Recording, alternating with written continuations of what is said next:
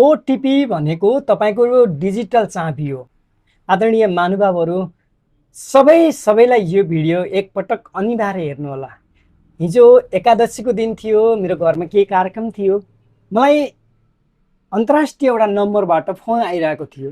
मैले त्यो फोनलाई रिसिभ गरिनँ। केही बेरमा मलाई मेरो व्हाट्सएपमा मेसेज आयो। व्हाट्सएपमा भनिएको थियो, म अप्टिमिस्ट इन्टरनेसनल नेपाल अन्तर्गत अप्टिमिस्ट क्लब अफ लुम्बिनीको प्रेसिडेन्ट छु। अप्टिमिस्ट इन्टरनेसनल क्लब भनेको सामाजिक क्षेत्रमा नन भोलिन्टियर अर्गनाइजेसन अर्थात् सकारात्मक सोच र आशावादी बनाउनका निमित्त अन्तर्राष्ट्रिय डिजाइनबाट तयार भएको अन्तर्राष्ट्रिय स्तरको संस्था हो।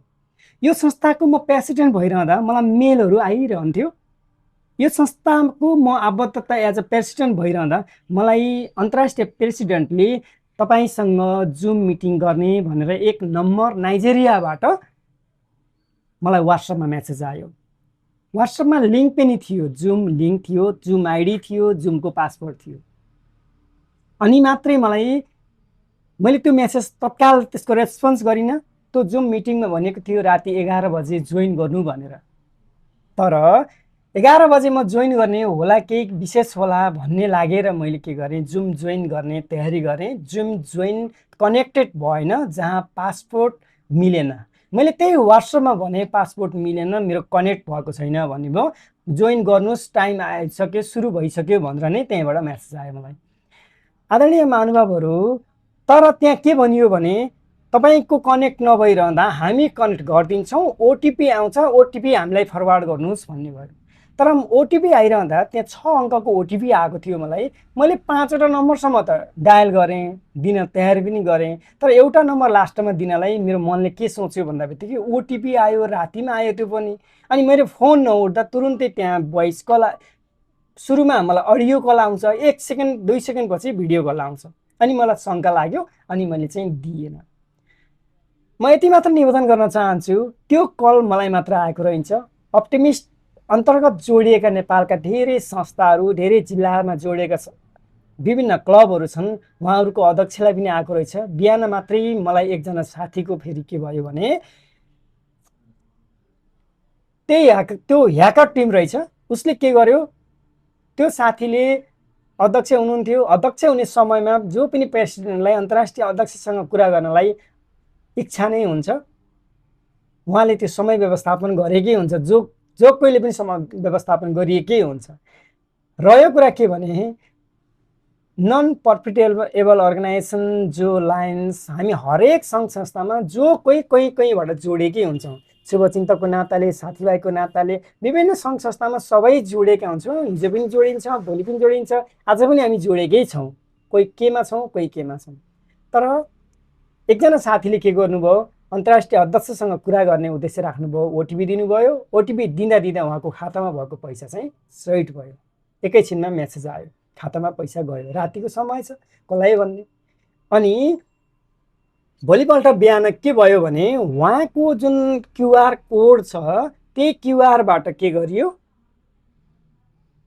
अन्य साथीहरूलाई फेरि के गरियो, ब्याङ्क खाता उहाँले ह्याकरले ह्याक गरिदियो। ब्याङ्क खातामा प्रयोग हुने क्युआर अरू साथीहरूलाई त्यही साथीकै क्युआर पठाएर फेरि पैसा माग्ने क्रम चाहिँ जल्दो बल्दो तरिकाले रह्यो। अथवा जो भिडियो कलमा कुरा गर्ने साथीहरू हुनुहुन्थ्यो, भिडियो कल भनेको त भिडियोमै बोलिने कुरा भयो। एकछिन भिडियो कैद गरियो, त्यसपछि केही अश्लील भिडियोहरू बन्न थाले र एकअर्का शुभचिन्तक साथीहरूलाई सेन्ड गर्न थाले। अब कुरा रह्यो मान प्रतिष्ठा र आफ्नो एउटा इज्जत।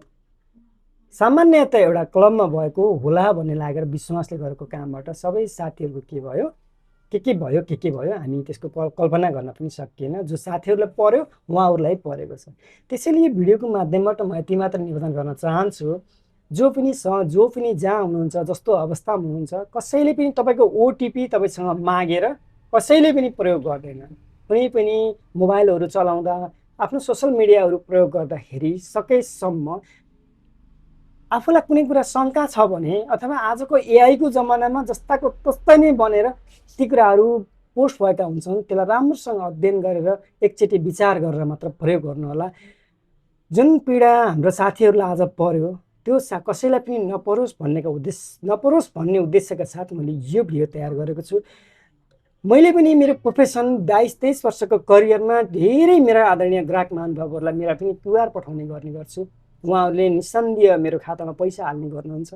तर यस्ता क्युआरहरू पनि प्रयोग गर्दाखेरि उक्त क्युआर प्रयोगमा छ कि छैन, कुनै समय आफू इनेक्टिभ भइरहँदा अहिले एक्टिभ त्यो अकाउन्ट छ कि छैन, एकदम बुझेर मात्र आर्थिक कारोबार गर्नुहुन र सबैलाई आँखा चिम्लेर जो हामी नेपालीपन र अपनत्व ग्रहण गरेका व्यक्तिहरूको त्यो एउटा विश्वासभन्दा माथि उठेर परम विश्वासको सिद्धान्तको आधारमा विश्वास गर्ने चलन छ, त्यसलाई पनि चिरेर हजुर एकपटक सम्बन्धित व्यक्तिसँग आफै कुरा गरेर आर्थिक कारोबारलाई व्यवस्थापन गर्नुहुनका निमित्त म सूचित गर्न चाहन्छु र यही भिडियोको माध्यमबाट सबैलाई यो आर्थिक डिजिटल चाबी भनेको ओटिपी तपाईँले आफ्नो मोबाइलमा जुन अन्तिममा 4 अङ्कको डिजिट पासपोर्ट पिन हाल्नुहुन्छ त्यस्तै पिन अरूलाई दिएर तपाईँको ब्याङ्क एकाउन्ट चलाउनुहोस् भने जस्तो होइन। त्यसैले कसैले पनि आफ्नो डिजिटल माध्यमहरूबाट